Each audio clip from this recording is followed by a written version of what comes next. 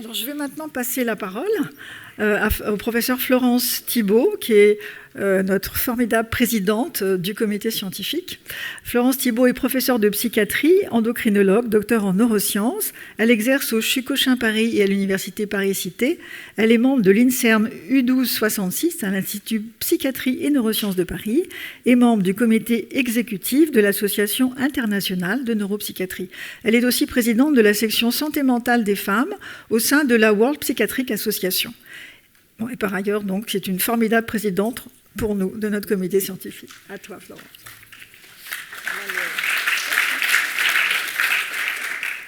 Merci beaucoup, Jocelyne, pour cette très sympathique introduction.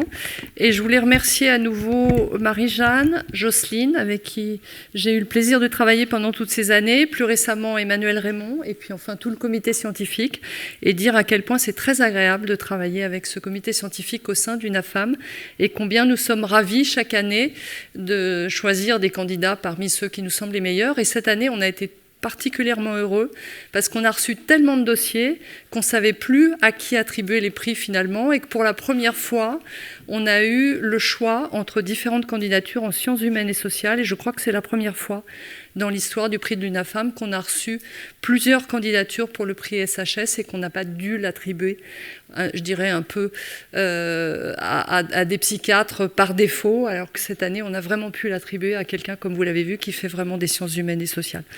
Donc merci à tous pour ces années de travail très agréables. Et donc on s'était dit avec Jocelyne que c'était l'occasion cette année de pousser un peu pour avoir des recommandations.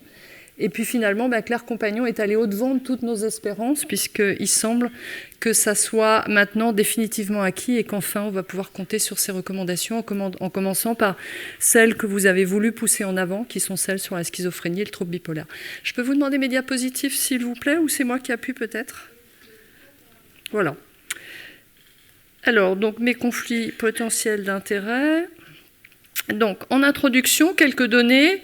La schizophrénie en France, donc moi je suis chargée de parler plus spécifiquement de la schizophrénie.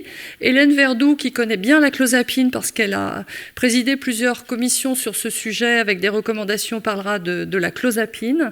Ensuite, Pierre-Michel Lorca parlera des recommandations sur les troubles bipolaires.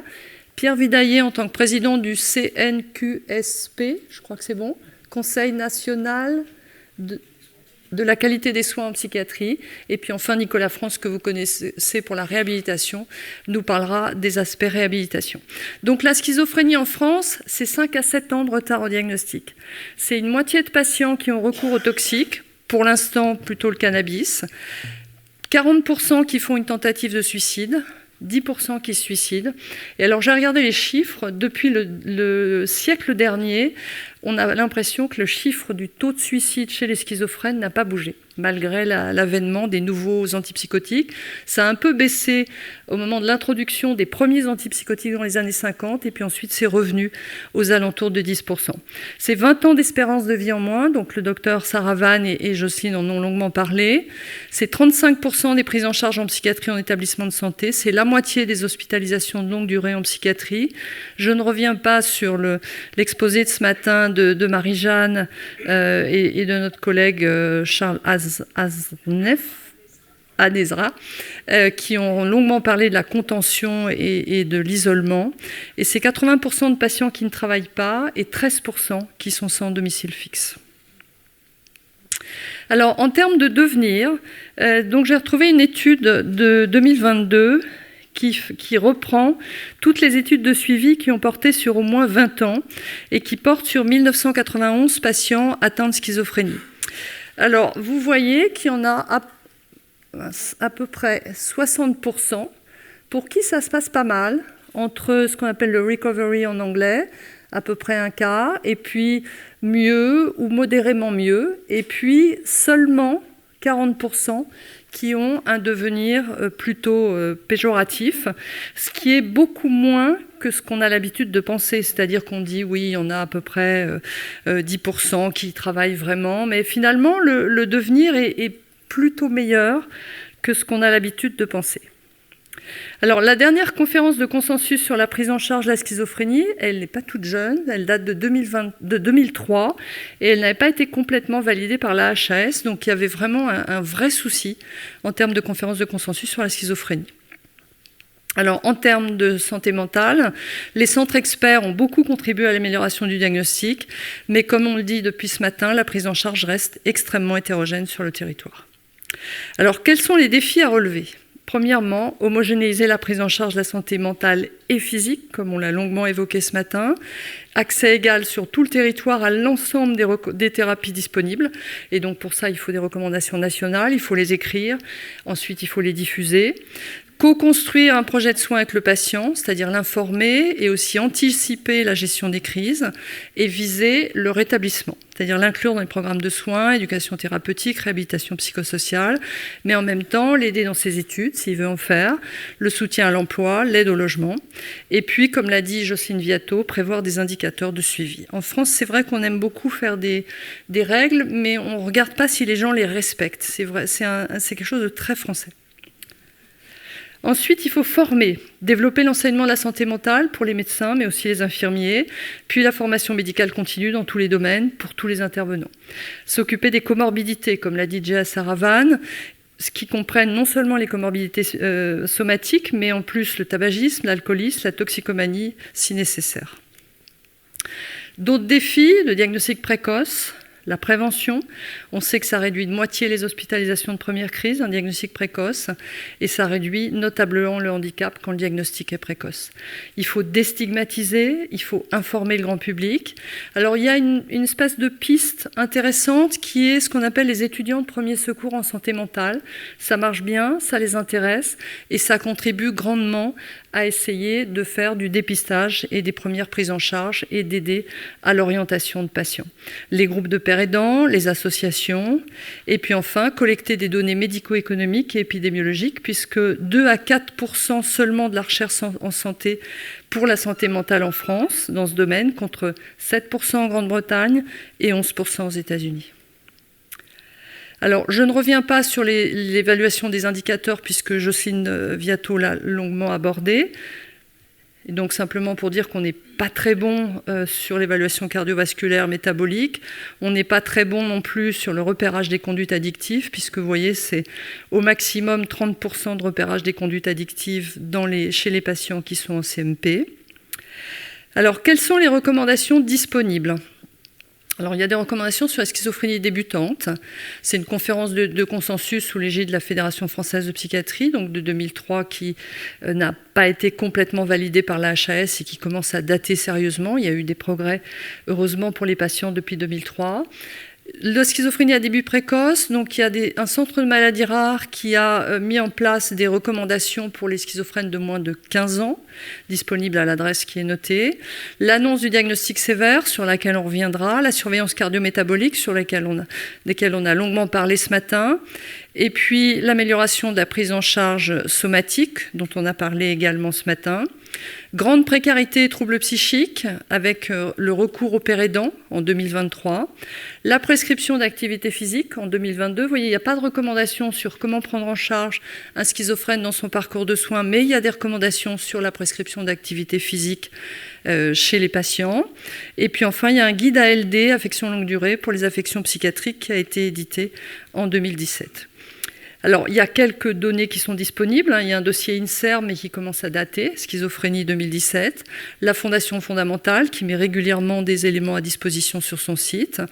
Le groupe Origène en Australie, qui s'occupait beaucoup de prise en charge précoce, qui a fait un case management dans la psychose débutante, publié en 2012. Le collectif Schizophrénie en 2024 qui a traduit un document qui a été fait par plusieurs psychiatres au plan européen avec la collaboration de certains laboratoires, mais on considère comme il y en a plusieurs, on ne peut pas parler réellement de conflit d'intérêts dans la mesure où ils ont collecté de l'argent auprès de plusieurs laboratoires. Toujours est-il qu'il y a une première version qui a été écrite et elle a été réactualisée en 2024. Et je vais vous en parler un peu plus longuement parce que Gamian, qui est donc l'équivalent de l'UNAFAM mais à un niveau plus international, a été contacté et je vais vous dire un peu ce qu'ils ont proposé pour ajouter dans ces recommandations recommandation qui s'appelle « Time to commit to policy change ». La feuille de route santé mentale de 2021, les recommandations du Vidal en 2023, et puis un guide d'information francophone canadien qui a été fait de 2017 et revu en 2024. Alors, voici le tableau de Gamian, mais je vous en parlais plus en détail. Donc ça figure exactement comme ça dans le Time to Commit Policy to Change. Et donc, il propose une sorte de charte pour les droits au traitement et aux soins des personnes atteintes de schizophrénie. Quelque chose qu'ils ont proposé donc en 2019. Alors, premièrement, préserver les droits des patients et leurs attentes en matière de traitement efficace, sans risque, et en matière de soins plus généralement. Deuxièmement, créer des services de santé mentale respectueux et préserver la dignité et la confidentialité des patients. Troisièmement, fournir un espace sécurisé avant et pendant les périodes de crise, incluant des alternatives aux hôpitaux psychiatriques. Quatrièmement, assurer la prévention des rechutes, assurer des interventions précoces, promouvoir le bien-être et s'occuper de la santé somatique en termes de dépistage et en termes de soins. Et enfin, cinquièmement, assurer le rétablissement et des activités contribuant à l'inclusion sociale, y compris l'emploi, des activités bénévoles si la personne souhaite en faire, et d'autres activités qui ne sont pas listées. Alors, les recommandations internationales. Donc, Jocelyne Viato a parlé de recommandations qui nous paraissent intéressantes parce qu'elles prennent elles prennent en compte le patient dans sa globalité, de manière, on va dire, intégrative. Et donc, les recommandations allemandes qui ont été établies en 2019. Alors, je discutais avec mes collègues allemands de la nécessité en France de faire des recommandations. Alors déjà, il m'a regardé un peu bizarrement en disant « Ah bon, il n'y en a pas ?» Et puis ensuite, il m'a dit « Mais qui va les faire ?» Alors, je lui ai dit « C'est le gouvernement. » Il m'a dit « Mais comment ça, le gouvernement? Vous n'avez pas de Société nationale de psychiatrie ?» Alors je lui ai dit, si, il y en a, mais en France, c'est le gouvernement qui s'en occupe. Alors il était très surpris, il m'a dit, mais je ne comprends pas, parce que nous, on a une Société nationale de psychiatrie, et c'est la société allemande qui fait les recommandations, et à partir de ces recommandations, l'ensemble des psychiatres allemands se conforment aux recommandations. Donc quand on parle de ça aux collègues étrangers, ils sont toujours un peu surpris d'imaginer que c'est le gouvernement en France qui nous impose des règles, et qu'ensuite ils contrôlent qu'on les suive. Toujours est-il que ces recommandations, je vais y venir tout à l'heure, sont très bien faites. Il y a également les recommandations anglaises, les NICE, qui sont aussi globales, et je vais y revenir tout à l'heure. Sinon, il y a des recommandations canadiennes qui sont thérapeutiques, des recommandations américaines de l'APA, American Psychiatric Association, faites en 2020, qui sont aussi sur la thérapeutique. Les recommandations de la Société mondiale de psychiatrie biologique, que j'ai présidée il y a quelques années, et qui a écrit plusieurs recommandations sur la schizophrénie, mais qui sont des recommandations purement thérapeutiques. L'OMS, en 2023, qui a également fait des recommandations purement thérapeutiques. Et enfin, la Société suisse de psychiatrie, qui a fait des recommandations qui s'adressent à la fois à la thérapeutique et au rétablissement, mais qui sont courtes, 2 pages. Alors, si on prend les recommandations allemandes et Nice, que l'UNAFAM et nous autres souhaiterions qu'elles soient prises en compte pour développer les recommandations françaises. Donc elles sont destinées aux patients, aux aidants et à leurs familles, et aux professionnels qui sont impliqués dans le soin. Ça va de l'aide au diagnostic, incluant le diagnostic différentiel, donc maladie neurologique, maladie rare, expression psychiatrique, etc. Une décision thérapeutique partagée avec un patient qui connaît les bénéfices, les risques, et participe au choix du traitement, qu'il soit médicamenteux ou non. La possibilité d'inclure les familles ou les proches dans les prises de décision. La définition avec le patient du ou des buts qu'il souhaite atteindre, aussi bien sur le plan de sa santé que de sa vie personnelle, en partenariat avec des proches, et comment améliorer ce qu'on appelle l'empowerment, qui n'a pas vraiment de traduction en français, sa façon de revenir dans la société, mais je ne trouve pas de mot exact pour le traduire. La rédaction avec le patient d'un plan de gestion de crise, la réévaluation régulière des traitements, la gestion des effets secondaires, quels qu'ils soient, y compris sexuels, qui est un vrai souci chez les patients schizophrènes. Et on a d'ailleurs eu des projets qui ont été proposés pour le prix avec toute une revue de littérature très bien faite sur les effets secondaires sexuels des traitements.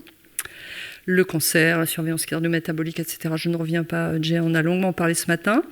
Et puis la gestion de situations spécifiques, selon le sexe, les prises en charge ne sont pas tout à fait les mêmes chez les hommes et chez les femmes, selon l'âge, selon la phase de schizophrénie, la grossesse, qui est un gros souci avec tout l'accompagnement, non seulement à la grossesse, mais aussi à la parentalité chez les patients schizophrènes, les troubles anxio-dépressifs comorbides, les troubles sexuels, les troubles du sommeil, le risque suicidaire, on avait 10% décès par suicide, les addictions, à peu près la moitié des patients schizophrènes. Et puis tout ce qui concerne, Nicolas y reviendra, la remédiation cognitive, l'entraînement aux habiletés sociales, et puis tout ce qui est ergothérapie, art-thérapie, sport. La coopération des différents intervenants en santé au travers de la formation continue, d'intervision, de supervision, que ce soit des psychothérapeutes, des médecins généralistes, des intervenants psychosociaux, les pairs aidants, leur place, les patients experts, les associations. Et puis enfin, et Mario Delcreps intervenait ce matin pour rappeler à quel point il fallait aussi penser aux sujets à risque. Alors, ceux qui ont des symptômes évocateurs et une souffrance personnelle, ou parfois simplement ceux qui sont à risque familial, comment les accompagner, comment les aider, comment ne pas les stigmatiser, faire attention aux risques suicidaires, aux comorbidités addictives, somatiques, et enfin à la stigmatisation. Tenir compte des facteurs ethniques, culturels, évaluer régulièrement les prises en charge avec des indicateurs comme le rappelait Jocelyne. Et puis le NICE prévoit la gestion des congés professionnels de longue durée et l'adaptation au poste de travail, ce qui est rarement mis en valeur dans les recommandations et ce qui est pourtant crucial, comment remettre au travail, s'ils le souhaitent, des patients atteints de schizophrénie. En conclusion, une prise en charge réussie, c'est une approche d'équipe intégrée, psychiatres, divers professionnels de la santé, des services sociaux, y compris dans certains cas les employeurs, des recommandations nationales de bonnes pratiques qui soient écrites déjà pour commencer, ensuite qui soient diffusées et puis on espère qu'ils soient suivis, une collaboration avec les personnes atteintes de schizophrénie, les soins doivent prendre en compte les besoins propres des personnes et viser leur rétablissement et tenir compte des familles et de toute autre forme de soutien ou de proches. Et enfin, pour finir, un financement adapté qui soit à la hauteur des enjeux sociétaux pour la recherche et l'enseignement des futurs professionnels de la santé mentale. Merci beaucoup de votre attention.